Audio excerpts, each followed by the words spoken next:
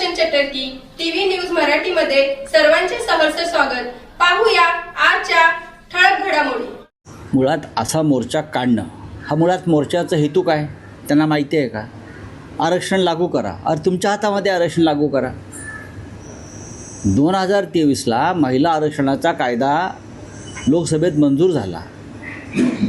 आता परवाच्या 16 एप्रिलला त्या संदर्भात तुम्ही अध्यादेश काढला.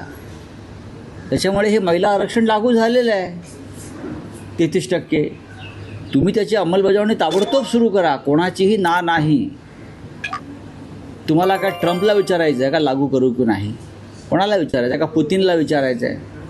आपण देशाचे प्रधानमंत्री आहात, गृहमंत्री आहात, देवेंद्र फडणवीस या राज्याचे मुख्यमंत्री आहेत. हा अधिकार तुमच्याकडे आहे लागू करण्याचा. आणि कोणत्याही राजकीय पक्षानं किंवा भाजपच्या विरोधकानं 33% महिला आरक्षण लागू करण्यावरती कधीही विरोध केलेला नाही. विरोध यांचाच आहे, भाजपचाच विरोध आहे महिला आरक्षणाला. 850 जागा लोकसभेच्या केल्याशिवाय लागू करणार नाही. ती कसली अट झाली? 850 जागा लोकसभेच्या कशाकरता करायला पाहिजे? हा साधा प्रश्न आहे की लोकसभेच्या 850 जागा झाल्याशिवाय महिला आरक्षण लागू करणार नाही. हा काय विषय काय आहे? हा कधी आला विषय? कोणत्या घटनेत आहे? कोणत्या संविधानामध्ये आहे? 2023मध्ये हा कायदा मंजूर झाला तेव्हा 850 जागांचा हिशोबच नव्हता. हे 850 जागांचा आकडा हा खरात बाबाने दिला आहे का यांना? ते फार मोठे आकडे देत नाहीत. मला असं वाटतं आहे की 850 जागांचा जो आकडा आहे हा नाशिकच्या खरात बाबानं यांना दिलेला आहे.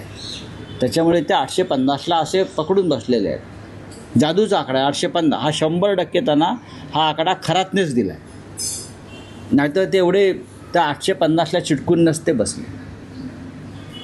543मध्ये करा ना 33%, काही हरकत नाही. उलट ते अधिक सोपं आणि सोयीचं आहे. लोकसभेचा समतोल राहील. पण नाही, आम्ही 850 केल्याशिवाय राहणार नाही. आणि जोपर्यंत 850चा आकडा करत नाही लोकसभेचा तोपर्यंत आम्ही महिला आरक्षण लागू करणार नाही. हा त्यांचा हट्ट आहे.